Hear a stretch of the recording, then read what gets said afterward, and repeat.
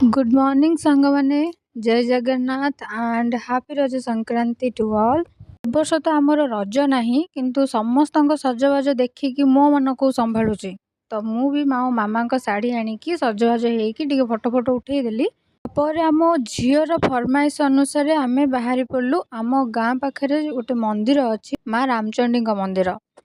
दी भौणी एवं आम बाहरी पड़िलु मंदिर जावाई। सेठी जाइकी देखला बेलू सेठी भी रज महोत्सव चली। मंदिर गेट भितर पशु पशु ठाकुर को पछे देखियो किंतु आम मुंडर बाहरी पड़ा मुझे गुपचुप आइसक्रीम आगे खाइबी।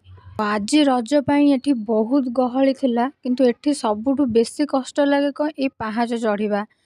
गोटे जिनस लक्ष्य करेंगे ये पाहाच साइड्रे जो केते गुड़े सिंहर मूर्ति अच्छी एगुड़ा सब लोक मैंने ही देइछन्ति जार मानसिक पूरा होची से माने एठी आनिकी सिंह मूर्ति दउछन्ति कि मु एठी हालिया है कि बाघ पाखरे ठिया है कि टिके वीडियो कैप्चर करूथिले कि केते दूर माने देखा भी जाउनी तळ एठु ऊपर ठिया हला बेलकु। फाइनली आमे एबे ऊपर को पळे आसलु।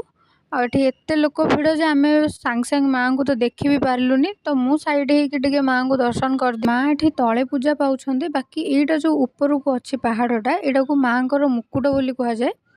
मंदिर पछपटे जंगल आउ पहाड़ गुंफा बहुत गुड़े अच्छी तो से भितर टिके बुलाबुली कर सारिकी फोटो उठेदेलु। बाकी एठू सबू गाँ गुड़ा बहुत सुंदर देखा जाउथाय। एबे तो सहज वर्षा होउची तो बिल मानक जो लगे तो बहुत सुंदर देखा होता है। तो सेठू टिके बुलाबुली करिकी एबे पुणी थे आम पळे आसलु माँ का मंदिर पाखकू। माँ को दर्शन सारी पळे आसलु एबे तळकू। ए साइड रे देखुथिबे जने कृषक जे कि बाघ बलद को धरिकी हल करूछन्ती। ने जगार बहुत गुड़े कारण अच्छी कि एमती कहीं मते एथिरे तो मुझे कहीपरिनी तो या गोटे मु निहाती वीडियो बनैबी जो थी कि यही जगह विषय में कहबी जे ये मंदिर कहीं एमती कौन करा जाइए। चुप टिके खाईदेला परे पळे आसलु आइसक्रीम खाइबापी। आइसक्रीम खाई सारिकी ये दोली खेलने को जाऊलु। से आंटी ये बसिकी दोली खेलुं से छुआ दीटा ठेलुं आंटी दोली खेलुं समय वेट कलु। से पाखर गोटे सस्ता कोल्ड ड्रिंक्स आनिकी पीदेलु। फाइनाली आंटी दोली खेला सरीला आम मुन्नू एबे दोली खेलुची तो ताकू देखिकी मो मन कड़े संभालुची तो ताकू टिके मु भिड़िकी ओल्है देकी मु टिके दोली रे बस पड़ली।